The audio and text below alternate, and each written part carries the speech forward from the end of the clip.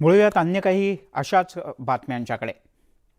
बातमी आहे अमरावतीतली। अमरावती लोकसभा निवडणुकीसाठी काँग्रेसने बैठका घ्यायला सुरुवात केली आहे। काँग्रेसचे निरीक्षक आणि माजी मंत्री रणजित कांबळे यांच्या अध्यक्षतेखाली अमरावती इथल्या काँग्रेस भवनात विधानसभा निहाय आढावा बैठका घेण्यात आल्या।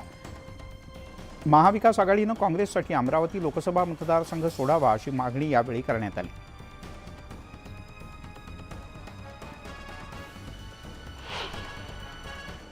दरवेळेला असं होतंय की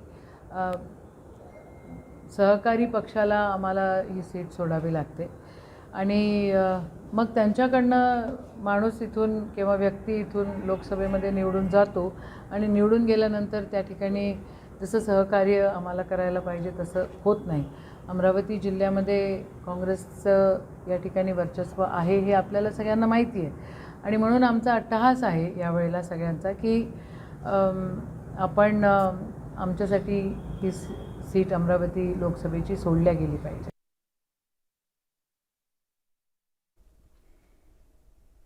भाजपचे पदाधिकारी असलेल्या सना खान यांची 2 ऑगस्ट रोजी जबलपूरमध्येच हत्या झाली होती असं आता समोर आलंय।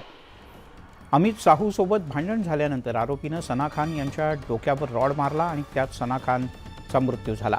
हत्येनंतर आरोपीने सना खानचा मृतदेह हिरण नदीमध्ये टाकला। व्यावसायिक भागीदारी आणि पैशांच्या वादातून हत्या झाल्याची प्राथमिक माहिती आहे। पोलिसांची टीम सध्या अमित साहू आणि राजेश सिंग या दोघांना घेऊन नागपूरमध्ये आले। त्यांना आज कोर्टात हजर केलं जाईल।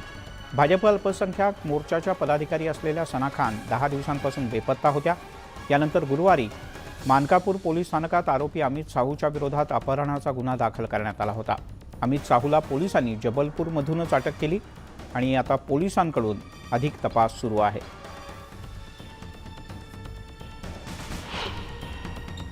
त्याला जेव्हा अटक केलेली होती अमित शाहूला तेव्हा त्याने सांगितलं की त्याने जे घातपात केलेला आहे सना खान सोबत हे 2 तारखेला 2/8/2023ला सकाळीच केलेलं आहे।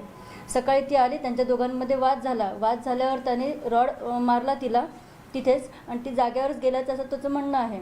2 तारखेलाच रात्री 11:30-12 वाजताच्या दरम्यान घरी पोहोचला। त्याने बॉडी घेतली आणि ती बॉडी हिरण नदी जी आहे त्यांच्या जवळच आहे ते हिरण नदीच्या याच्यात त्याने ते फेकल्याचं तो सांगत आहे। सध्या आमच्या याच्यामध्ये अमित शाहू आणि राजेश सिंग हे दोघेही आमच्या अटकेमध्ये आहेत। सना खानचे आणि अमित शाहूचे व्यावसायिक संबंध म्हणजे धाब्यावरचे पार्टनरशिप होतं असं त्यांनी सांगितलेलं आहे। त्यांचा पैशाचा व्यावहारिक याच्यावरून वाद झालेला आहे आणि त्या वाद विकोपाला जाऊन मग त्यांनी हे असं पाऊल उचलल्याचं त्यांनी प्रायमा फेसिया सांगितलेलं आहे। अजून सखोल तपास सुरू आहे।